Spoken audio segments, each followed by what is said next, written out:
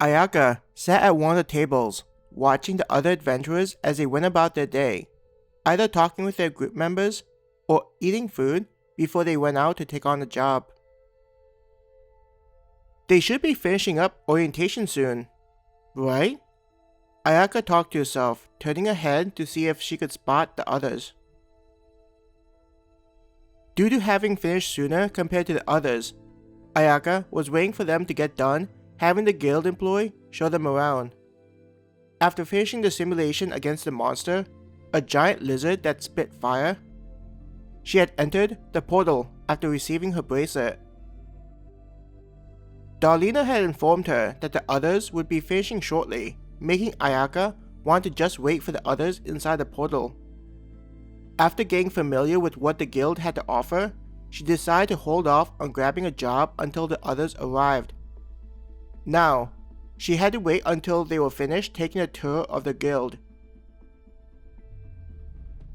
Though, I make it sound like I got done fast when Tanaka completed the simulation hours before me. Ayaka smiled.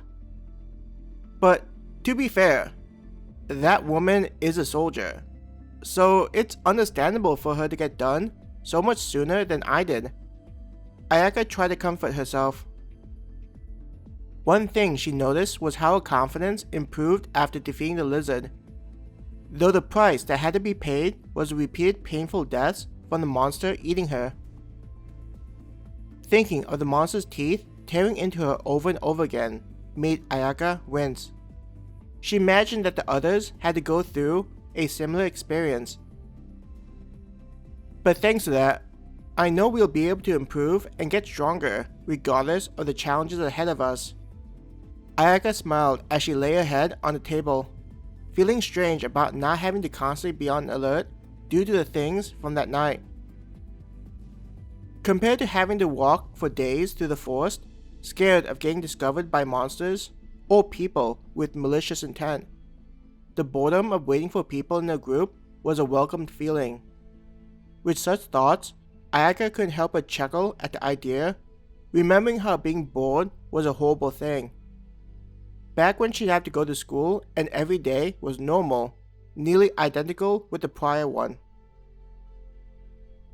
Leaning against her was a Naginata, a weapon that wasn't for decoration, but instead meant to kill an opponent.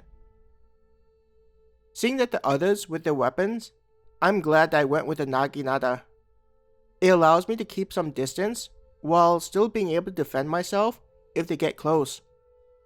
She yawned, feeling a little sleepy after the eventful day she'd experienced.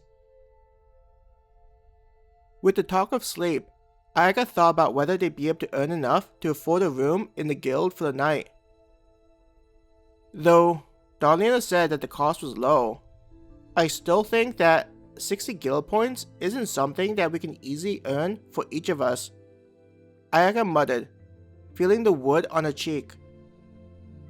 Her arms dangling below the table, one of them wrapped around her weapon, she counted the number of people in the group. Well, there's me, Mizuki, Kawa, and Masio. Ayaka did the math and figured that they need at least 240 guild points. I'm assuming that Tanaka already gathered the necessary guild points, and she probably even has enough for food. Ayaka ignored the rumbling of her stomach. I mean, it's not like we'll starve, considering the city has food that'll provide us at no cost. But I feel like it's a little bit of a waste not being able to eat food that makes us stronger. She sighed, thinking of the additional guild points that needed to be raised.